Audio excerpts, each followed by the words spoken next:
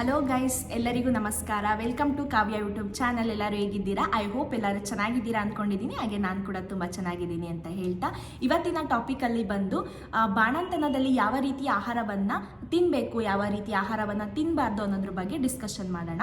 ಎದೆ ಹಾಲು ಉಳಿಸುವ ತಾಯಿಯರು ಯಾವ ರೀತಿ ಆಹಾರವನ್ನು ತಿನ್ನೋದ್ರಿಂದ ಮಕ್ಕಳಿಗೆ ಯಾವ ರೀತಿ ಬೆನಿಫಿಟ್ ಇದೆ ಅನ್ನೋದ್ರ ಬಗ್ಗೆನೂ ಕೂಡ ನಾವು ಇಲ್ಲಿ ತಿಳ್ಕೊಳ್ಳೋಣ. ಕೆಲವರಲ್ಲಿ ತುಂಬ ಕನ್ಫ್ಯೂಷನ್ಸ್ ಇರುತ್ತೆ.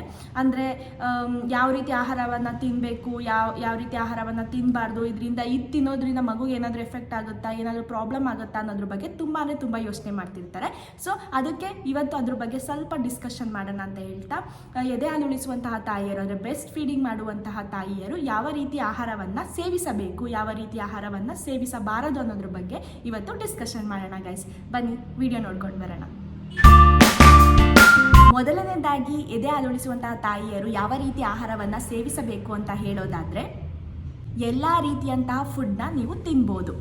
ನೀವು ಪ್ರೆಗ್ನೆನ್ಸಿಲಿದ್ದಾಗ ಯಾವ ರೀತಿ ಫುಡ್ನ ನೀವು ತಿಂತಾಯಿದ್ರೋ, ಎಂಥ ಆಹಾರಗಳನ್ನ ನೀವು ತಿಂತಾಯಿದ್ರೋ ಆ ಎಲ್ಲ ಆಹಾರಗಳನ್ನು ಕೂಡ ನೀವು ಖಂಡಿತವಾಗ್ಲೂ ಬಾಣತನದಲ್ಲೂ ಕೂಡ ನೀವು ಆಹಾರವನ್ನು ತಿನ್ಬೋದು ಗೈಸ್. ಬ್ರೆಸ್ಟ್ ಫೀಡಿಂಗ್ ಮದರ್ ಅನ್ನೋರು ಜಾಸ್ತಿ ಕ್ಯಾಲೋರೀಸ್ ಇರುವಂತಹ ಆಹಾರವನ್ನು, ಜಾಸ್ತಿ ಪ್ರೋಟೀನ್ ಇರುವಂತಹ ಆಹಾರವನ್ನು ತಿನ್ನಬೇಕಾಗತ್ತೆ.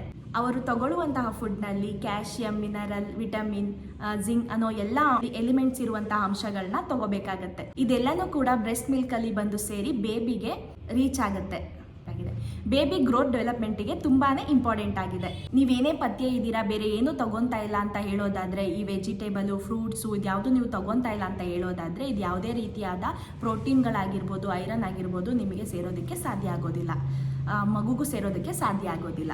ಎದೆ ಹಾಲು ಉಳಿಸುವ ತಾಯಿಯರು ಬಾಣಂತಿಯರು ದಿನಕ್ಕೆ 4 ಬಾರಿಯಾದರೂ ಊಟ ಮಾಡಿದ್ರೆ ತುಂಬ ಒಳ್ಳೆಯದು. ಅದರಲ್ಲಿ ಕ್ಯಾಲೋರೀಸ್ ಎಕ್ಸ್ಟ್ರಾ ಅಂದರೆ 500 grams extra calories ತೊಗೋಬೇಕಾಗತ್ತೆ.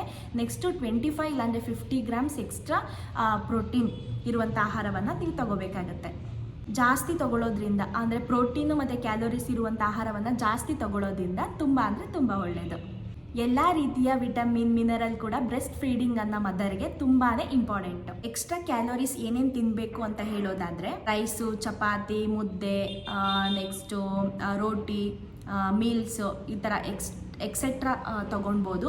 Next egg ತಿನ್ನೋರಿದ್ರೆ egg ಕೂಡ ಒಳ್ಳೆ ಪ್ರೋಟೀನು ತೊಗೊಳ್ಬೋದು. ಕೆಲವ್ರ ಕಡೆ ಏನಂತಂದರೆ, ನಾವು ಪ್ರೆಗ್ನೆನ್ಸಿ ಇದ್ದಾಗಲೂ ಕೂಡ ನಾವು ಎಗ್ನ ತಿಂದಿಲ್ಲ, ಸೊ ನಾವು ಬಾಣತನದಲ್ಲೂ ಕೂಡ ಎಗ್ನ ತಿನ್ನೋದಿಲ್ಲ ಅಂತ ಹೇಳ್ತಾರೆ.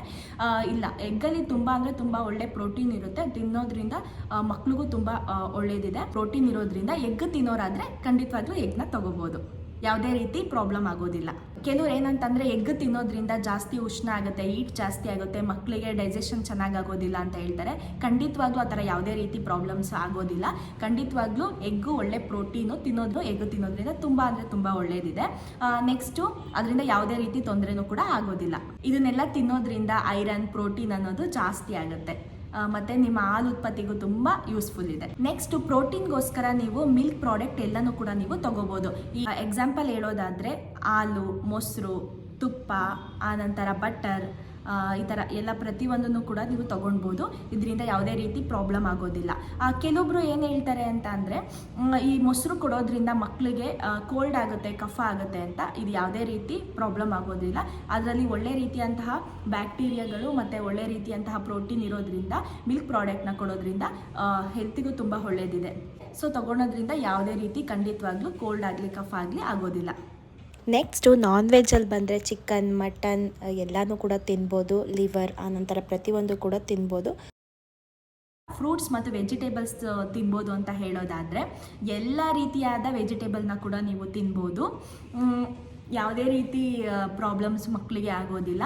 ಖಂಡಿತವಾಗ್ಲೂ ಕೂಡ ವೆಜಿಟೇಬಲ್ಲು, ಫ್ರೂಟ್ಸ್ ತಿನ್ನೋದ್ರಿಂದ ತುಂಬ ಒಳ್ಳೆಯದು. ಕೆಲವ್ರು ಕೇಳ್ತಾರೆ, ವಾರಕ್ಕೂ 2 ಟೈಮ್ಸ್ ಫ್ರೂಟ್ಸ್ ತಿನ್ಬೋದಾ, ಇಲ್ಲ ಅಂದರೆ ಡೈಲಿ ತೊಗೋಬೋದಾ ಅಂತ ಹೇಳಿ. ಖಂಡಿತವಾಗ್ಲೂ ಕೂಡ ಡೈಲಿ ಫ್ರೂಟ್ಸು, ವೆಜಿಟೇಬಲ್ ತಗೊಳ್ಳೋದ್ರಿಂದ ತುಂಬ ಒಳ್ಳೆಯದು. ಏನಂದರೆ ಎದೆ ಹಾಲು ಉಳಿಸುವ, ಎಸ್ಪೆಷಲಿ ಎದೆ ಹಾಲು ಉಳಿಸುವಂಥ ತಾಯಿಯರಲ್ಲಿ ಏನಂದರೆ ಮಿಲ್ಕು ಪ್ರೊಡ್ಯೂಸ್ ಆಗುತ್ತೆ. ನೀವು ಯಾವಾಗಲೂ ವೆಜಿಟೇಬಲ್ಲು, ರಿಚ್ ಫುಡ್ಡು ಮತ್ತು ಹಣ್ಣು, ತರಕಾರಿ ಎಲ್ಲ ತಿನ್ನೋದ್ರಿಂದ ತುಂಬ ಒಳ್ಳೆಯದು. ಕೆಲವ್ರ ಮದರ್ಗೆ ಕಾಲಿಫ್ಲವರು, ಕ್ಯಾಬೇಜು ಇದನ್ನೆಲ್ಲ ತಿಂದರೆ ಡೈಜೆಷನ್ಗೆ ಪ್ರಾಬ್ಲಮ್ ಆಗುತ್ತೆ ಅನ್ನೋರಿದ್ದರೆ ಖಂಡಿತವಾಗ್ಲೂ ನೀವು ಅದನ್ನು ಸ್ಕಿಪ್ ಮಾಡ್ಬೋದು. ನಿಮ್ಗೇನಾದರೂ ಆಗುತ್ತೆ ಅನ್ನೋದಾದರೆ ತಿನ್ನಿ, ಇಲ್ಲ ಅಂತ ಅಂದರೆ ತೊಗೊಬಿಡಿ. ಇನ್ನೆಲ್ಲ ರೀತಿಯ ವೆಜಿಟೇಬಲ್ನು ಕೂಡ ನೀವು ತೊಗೊಳ್ಬೋದು. ನೆಕ್ಸ್ಟು ಫ್ರೂಟ್ಸಲ್ಲಿ ಹೇಳೋದಾದರೆ ಎಲ್ಲ ರೀತಿಯಂತಹ ಫ್ರೂಟ್ಸ್ನ ಕೂಡ ನೀವು ತಿನ್ಬೋದು. ಕೆಲವರು ಹುಳಿ ಇರುವಂತಹ ಹಣ್ಣನ್ನು ಅಂದರೆ ಹುಳಿ ಇರುವಂತಹ ಫ್ರೂಟ್ಸ್ನ ತಿನ್ನೋದಕ್ಕೆ ಅವಾಯ್ಡ್ ಮಾಡ್ತಾರೆ. ಎಕ್ಸಾಂಪಲ್ ಹೇಳೋದಾದರೆ especially orange, grapes and pineapple, ಈ ಥರ ಸ್ಟ್ರಾಬೆರಿ, ಈ ಥರ ಹಣ್ಣುಗಳನ್ನ ಹುಳಿ ಇರುತ್ತಲ್ವ, ಸೊ ಅವಾಯ್ಡ್ ಮಾಡ್ತಾರೆ ಅಂತಲೇ ಹೇಳ್ಬೋದು. ನೆಕ್ಸ್ಟ್ ಬಂದು ವಾಟರ್, ಮೇನ್ ಥಿಂಗ್ ವಾಟರ್ ಅಂತಲೇ ಹೇಳ್ಬೋದು. ಏನಕ್ಕೆ ಅಂದರೆ ಕೆಲವ್ರ ಮನೆಗಳಲ್ಲಿ ಜಾಸ್ತಿ ನೀರೇ ಕೊಡೋದಿಲ್ಲ ಕುಡಿಯೋದಕ್ಕೆ. ವಾಟರ್ ತೊಗೋಬೋದಾ, ಇಷ್ಟು ಲಿಮಿಟಲ್ಲಿ ಒಂದು ಗ್ಲಾಸ್ ಒಂದು ದಿನಕ್ಕೆ ಒಂದು ಗ್ಲಾಸು ಇಲ್ಲ 2 ಗ್ಲಾಸ್ ತೊಗೊಂಡ್ರೆ ಸಾಕಾ ಅನ್ನೋದ್ರ ಆ ಥರ ಕೊಡ್ತಾ ಇರ್ತಾರೆ. ಕೆಲವೊಬ್ರಂತೂ ವಾಟರ್ ಕೊಡೋದೇ ಇಲ್ಲ ಅಂತಲೇ ಹೇಳ್ಬೋದು ಬಾಣಂತಿಯರಿಗೆ. ವಾಟರ್ ಎಷ್ಟು ಪ್ರಮಾಣದಲ್ಲಿ ತಗೋಬೇಕು, ನೀರನ್ನ ಎಷ್ಟು ಕುಡಿಬೇಕು, ಎಷ್ಟು ಕುಡಿಬಾರ್ದು ಅನ್ನೋದ್ರ ಬಗ್ಗೆ ಕೆಲವು ಪೇರೆಂಟ್ಸ್ ಏನು ಹೇಳ್ತಾರೆ, ವಾಟರೇ ಕೊಡೋದಿಲ್ಲ, ಅಂದರೆ ಇಷ್ಟು ಪ್ರಮಾಣದಲ್ಲಿ ಲಿಮಿಟ್, ಇಷ್ಟಕ್ಕೆ ಒಂದು ದಿನಕ್ಕೆ ಇಷ್ಟೇ ನೀರು ಕುಡಿಬೇಕು, ಒಂದು ದಿನಕ್ಕೆ ಇಷ್ಟೇ ಕುಡಿಬೇಕು ಬಾಣತನದಲ್ಲಿ ಅಂತ ಹೇಳಿ ವಾಟರ್ನ ತುಂಬ ಅಂದರೆ ತುಂಬ ಅವಾಯ್ಡ್ ಮಾಡೋಕ್ಕೆ ಟ್ರೈ ಮಾಡ್ತಿರ್ತಾರೆ. ಸೊ ಅದು ಖಂಡಿತವಾಗ್ಲೂ ತಪ್ಪು. ಖಂಡಿತವಾಗ್ಲೂ ಇದು ವೆರಿ ವೆರಿ ರಾಂಗ್ ಥಿಂಗ್. ಖಂಡಿತವಾಗ್ಲೂ ವಾಟರ್ ಅನ್ನೋದನ್ನ ಜಾಸ್ತಿ ಕೊಡಬೇಕು. ಹಾಲು ಜಾಸ್ತಿ ಉತ್ಪತ್ತಿ ಆಗಬೇಕಂತ ಅಂದರೆ ಬ್ರೆಸ್ಟ್ ಫೀಡಿಂಗ್ ಮಾಡುವಂತಹ ಮಹಿಳೆಯರಿಗೆ, ಎದೆ ಹಾಲು ಉಳಿಸುವಂತಹ ತಾಯಿಯರಿಗೆ ಹಾಲು ಜಾಸ್ತಿ ಉತ್ಪತ್ತಿ ಆಗಬೇಕು ಅಂತ ಅಂದರೆ ನೀರು ಕೊಡೋದ್ರಿಂದ ತುಂಬಾ ಒಳ್ಳೆಯದು.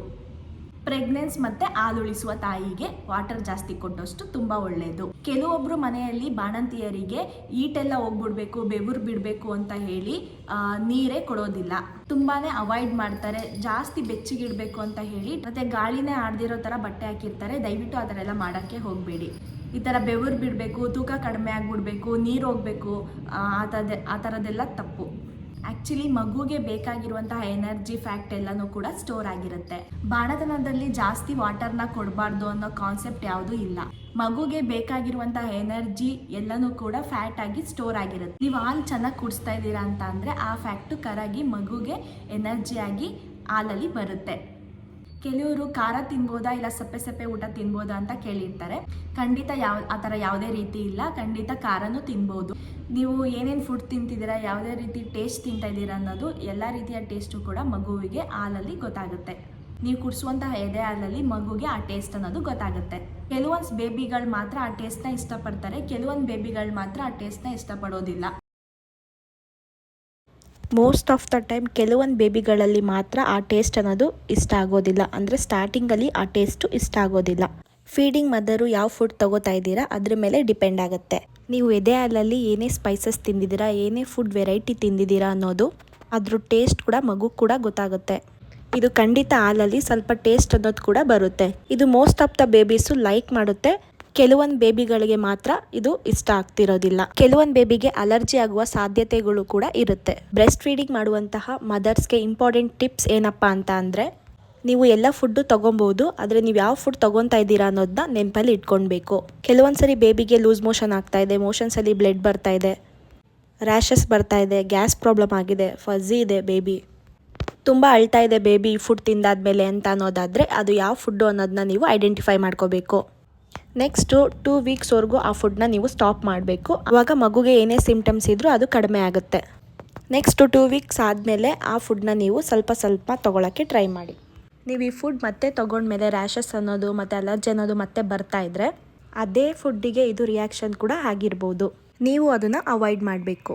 ಇದು ಜನರಲ್ ರೂಲ್ ಅಲ್ಲ, ಇದು ತಿಂದರೆ ಈ ಥರ ರಿಯಾಕ್ಷನ್ ಆಗುತ್ತೆ, ಆ ಫುಡ್ ತಿಂದರೆ ಬೇರೆ ಥರನೇ ರಿಯಾಕ್ಷನ್ ಆಗುತ್ತೆ ಅಂತ ಹೇಳಿ ಎಲ್ಲ ರೀತಿಯ ಫುಡ್ನ ನೀವು ಅವಾಯ್ಡ್ ಅನ್ನೋದನ್ನ ಮಾಡಬೇಡಿ. ಎಲ್ಲ ರೀತಿಯ ಫುಡ್ನ ನೀವು ಖಂಡಿತವಾಗ್ಲೂ ಚೆನ್ನಾಗಿ ತಿನ್ನಿ, ಚೆನ್ನಾಗಿ ನೀರು ಕುಡೀರಿ. ನೆಕ್ಸ್ಟು ಬಾಣಂತಿಯರು ಏನು ಫುಡ್ ತಿನ್ನಬಾರ್ದು ಅಂತ ಹೇಳೋದಾದರೆ, ಏನು ಅವಾಯ್ಡ್ ಮಾಡಬೇಕು ಅಂತ ಹೇಳೋದಾದರೆ, ಯೂಶಲಿ ಕ್ಯಾಫಿನೇಟೆಡ್ ಡ್ರಿಂಕ್ಸ್ ಅಂದರೆ ಕೋಲ್ಡ್ ವಾಟರ್ನ ಅವಾಯ್ಡ್ ಮಾಡಿ, ಕೋಲ್ಡ್ ಡ್ರಿಂಕ್ಸ್ನ ಅವಾಯ್ಡ್ ಮಾಡಿ. ಕೋಲ್ಡ್ ಡ್ರಿಂಕ್ಸ್ ಅನ್ನೋದನ್ನ ಕುಡಿಬಾರ್ದು. ಇದರಲ್ಲಿ ಕೆಫೆನ್ ಇರೋದ್ರಿಂದ ಬೇಬೀಸ್ಗೆ ತುಂಬ ಹೈಪರ್ ಆ್ಯಕ್ಟಿವ್ ಇರ್ತಾರೆ, ಫಝಿ ಇರ್ತಾರೆ, ಇರಿಟೇಬಲ್ ಇರ್ತಾರೆ, ತುಂಬ ಅಳ್ತಾನೆ ಇರ್ತಾರೆ. ಮತ್ತು ಟೀ ಕಾಫಿ ಕುಡಿಬೋದಾ ಅಂತ ಕೇಳೋದಾದರೆ ಬಾಣಂತಿಯರು ಖಂಡಿತ ಕುಡಿಬೋದು. ಅವ್ರು 1 or 2 ಕಪ್ ಪರ್ ಡೇಗೆ ಅಷ್ಟೇ ಕುಡಿದ್ರೆ ಒಳ್ಳೆಯದು. ಇಲ್ಲ ಜಾಸ್ತಿ ಕುಡಿತೀರಾ ಅಂತ ಹೇಳೋದಾದರೆ ಇದರಲ್ಲೂ ಕೂಡ ಕೆಫೆನೇ ಇರೋದ್ರಿಂದ ತುಂಬ ಅಂದರೆ ತುಂಬ ಪಾಪುಗಳಿಗೆ ಹೈಪರ್ ಆ್ಯಕ್ಟಿವ್ ಇರ್ತಾರೆ ಮತ್ತು ಅಳ್ತಾನೆ ಇರ್ತಾರೆ. ನೆಕ್ಸ್ಟು ಬಾಣಂತಿಯರು ಚಾಕ್ಲೇಟ್ ತಿನ್ನೋದನ್ನ ಅವಾಯ್ಡ್ ಮಾಡಿ. Next junk food, fat food ಇದೆಲ್ಲ ತಿನ್ನೋದ್ರಿಂದ ಹಾಲು ಉತ್ಪತ್ತಿ ಕಡಿಮೆ ಆಗ್ತಾ ಹೋಗ್ತಾ ಇರುತ್ತೆ. ನೀವು ಸೀ ಫುಡ್ ತಿಂತಾ ಇದ್ದೀರಾ, ಫಿಶ್ ತಿಂತಾ ಇದ್ದೀರಾ ಅಂತ ಅಂದರೆ ಅದರಲ್ಲಿ ಕೆಲವೊಂದು ಶಾರ್ಕ್, ಮೆಕ್ರೆಲ್ ಎಂಬುದು ತಿನ್ನಬಾರ್ದು. ಇದರಿಂದ ಮಗುವಿನ ಬ್ರೈನಿಗೆ ಸ್ವಲ್ಪ ಪ್ರಾಬ್ಲಮ್ ಆಗೋ ಚಾನ್ಸಸ್ ಇರುತ್ತೆ. ಬೇರೆ ಫಿಶ್ನ ನೀವು ಖಂಡಿತ ತಿನ್ಬೋದು. ನೆಕ್ಸ್ಟ್ ಲಾಸ್ಟಿಗೆ ಏನು ಹೇಳೋದು ಅಂತ ಹೇಳೋದಾದರೆ, ಬ್ರೆಸ್ಟ್ ಫೀಡಿಂಗ್ ಮದರ್ಸ್ ಬಾಣಂತಿಯರು ಎಲ್ಲ ರೀತಿಯ ಫುಡ್ಡನ್ನು ಸೇವಿಸ್ಬೋದು.